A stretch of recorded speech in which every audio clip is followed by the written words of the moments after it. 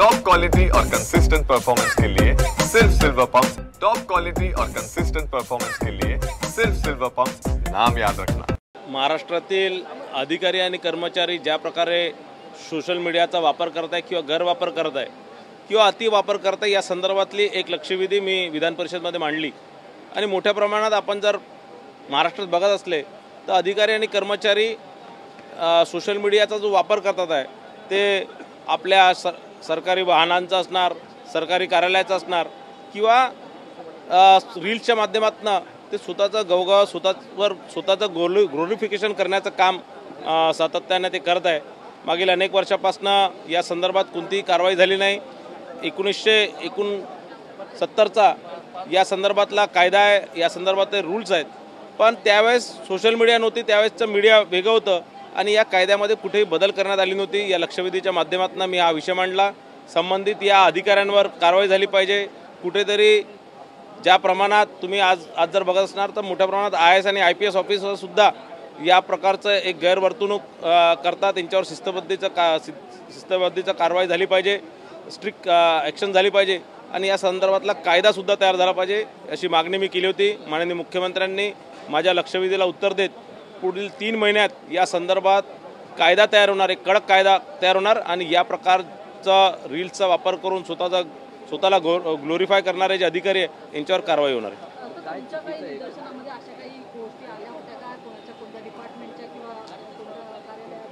बघा, आता आपण सोशल मीडिया जर उघडून बघितलं, इंस्टाग्राम जर तुम्ही उघडून बघितलं तर तुम्हाला अनेक SDO, अनेक तहसीलदार तुम्हाला दिसतील ज्यांचे सोशल मीडियावर सातत्याने ते हे चालत आहे।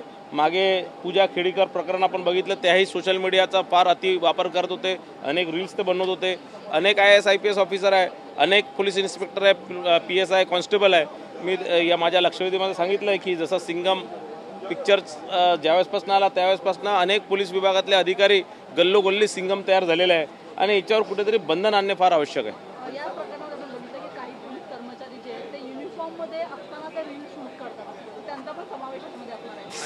सगळ्याच प्रकारचे अधिकारी कर्मचाऱ्यांवरती देखील अनेक जे कर्मचारी आहेत हे विविध चित्रपटांचे रील्स क्रिएट करून ते टाकत असतात, त्या संदर्भात काही होणार आहे का? या सर्व संदर्भात या सगळ्याच गोष्टींचा संदर्भ घेऊन मी ही लक्षवेधी लावली होती आणि या सगळ्यांच्यावर कडक कारवाई, कडक कायदा यामध्ये तयार होणार आहे, कडक कारवाई या सगळ्यांवर होणार आहे। बघा, असं आहे की कुठेतरी सोशल मीडियाचा वापर हा जनतेच्या फायद्यासाठी झाला पाहिजे, जनतेची कनेक्टिव्हिटी वाढवण्यासाठी झाला पाहिजे। स्वतःचं ग्लोरिफिकेशन करण्याकरता कोणत्याही अधिकारी कर्मचाऱ्याला तो अधिकार नाही आहे। स्वतःला राज्य शासनापेक्षा मोठं समजण्याचं या माध्यमातून ते गैरसमज या सगळ्या जनतेपुढे करत असतात, हे मी उल्लेख माझ्या लक्षवेधीत केला। अनेक नेत्यांबरोबर देखील त्यांचे असेच रील्स आहेत, मग मुख्यमंत्री असतील, उपमुख्यमंत्री असतील, काही मंत्री असतात, त्यांच्याबरोबरचे देखील स्वतःचे चालतानाचे, त्यांच्या गाडीतनं उतरतानाचे जे हे रील्स बनवतात आणि बाहेर असं दाखवलं जातं की मीच त्यांचा सर्व आहे। याला कुठेतरी प्रशासकीय याच्यातनं चाप बसेल का? निश्चितच या सर्वच प्रकार मी माझ्या लक्षवेधीत मांडला होता आणि निश्चितच या सर्व प्रकार कुठेतरी बंद झाला पाहिजे आणि म्हणूनच ही लक्षवेधी लावली होती। माननीय मुख्यमंत्र्यांनी फार सुंदर या संदर्भातलं रुलिंग त्यांनी दिलं, या संदर्भात कायदा तयार होणार आहे आणि या सर्व प्रकार हे सगळं बंद होणार आहे। नईम शेख या सगळ्या दंग्याचा एक सूत्रधार होता आणि त्याला याच्यात अटक करण्यात आलेली आहे, त्याच्यावर कडक कारवाई होणार आहे। सर, दुसरीकडे यांनी पण अशाच पद्धतीच्या CM बरोबरच्या वेगवेगळ्या अधिकाऱ्यांबरोबरच्या रील्स तयार केलेल्या होत्या त्यांच्या फेसबुकवर, त्यांच्या बाकीच्या सोशल मीडिया अकाउंटवर सुद्धा, आणि त्यामुळे समज असा झाला आहे किंवा विरोधक असा प्रचार करतात की ते CM यांच्या खूप जवळचे असल्यामुळे आतापर्यंत त्यांना संरक्षण दिले नाही। त्यांना कोणतंही संरक्षण दिलेलं नाही। त्यांचं बेल रद्द करण्याकरता राज्य शासनानेच पुढाकार घेतला, माननीय फडणवीस साहेबांनीच त्याचा पुढाकार घेतला आणि त्यांची बेल रद्द करण्यात आली आहे। आज किंवा उद्या त्यांची अटकसुद्धा होणार आहे आणि ज्या प्रकारे त्यांनी रील्स आणि या सगळ्याचं गैरप्रकार करण्याचं काम त्यांनी केलेलं आहे, तुमचं म्हणणं खरं आहे की या एक भास त्या माध्यमातून निर्माण करण्याचा त्यांनी प्रयत्न केलेला आहे, पण ही कारवाई झाल्यानंतर तुम्हालाही या सगळ्या गोष्टीचं सत्यता माहीत पडणार।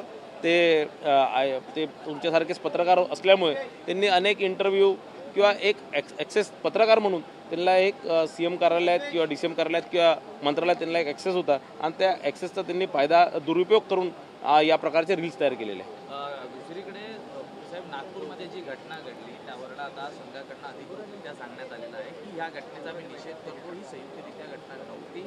त्याकडे आपण कसं पाहता, कारण ज्या पद्धतीने सलग 3 ते 4 दिवस झालं विधानसभेत असो विधानसभेच्या बाहेर असो औरंगजेबाच्या कबरीचाच राजकारण फार पाहायला मिळालं. बघा, संघांनी जी भूमिका घेतली ही फार चांगली भूमिका घेतली आहे. त्या माध्यमातून राष्ट्रीय स्वयंसेवक संघाने भाजप असणार, विश्व हिंदू परिषद असणार किंवा आमच्या सर्व संघटनेलाही आणि एक संपूर्ण देशाला हा एक संदेश दिला आहे की या सगळ्या अनवॉन्टेड गोष्टीकडे लक्ष न देता, या प्रकारचा कोणत्याही जुन्या गोष्टीकडे लक्ष न देता आपण या महाराष्ट्राला आणि देशाला पुढे नेण्याचं आपण काम केलं पाहिजे.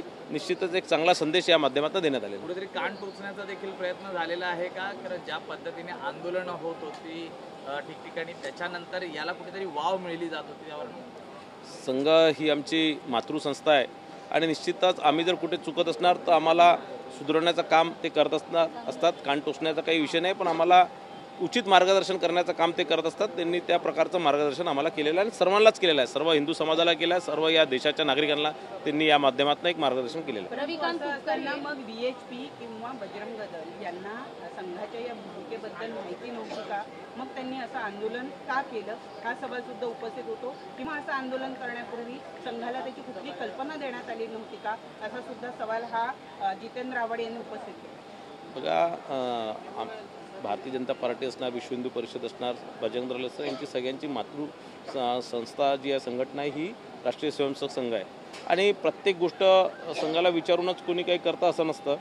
ज्यांना जे गृहीत असतं, जे अभिप्रेत असतं त्या प्रकारचं सगळे आपल्या आपल्या प्रकारे आंदोलन आपलं काम करत असतात. छावा पिक्चर तयार झाल्यानंतर, छावा पिक्चर बघितल्यानंतर मोठ्या प्रमाणात ज्या प्रमाणात आपले राजे छत्रपती संभाजी महाराजांचं दाखवलेलं आहे की काय अत्याचार करून त्यांची हत्या करण्यात आली, तर त्यामध्ये निश्चितच समाजामध्ये एक रागेची भावना तयार झाली.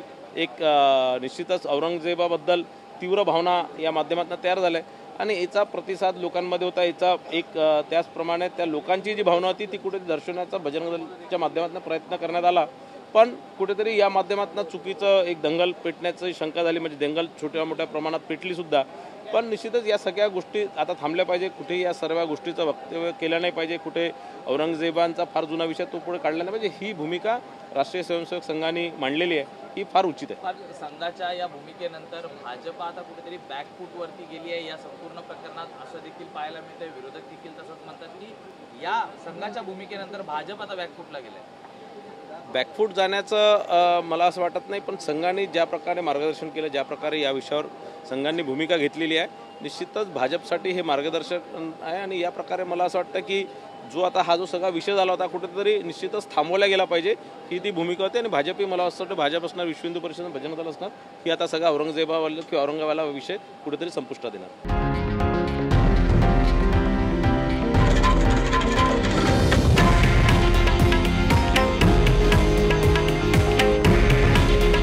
हे आहे देशातील नंबर 1 न्यूज नेटवर्क आणि आपण पाहत आहात TV9 मराठी.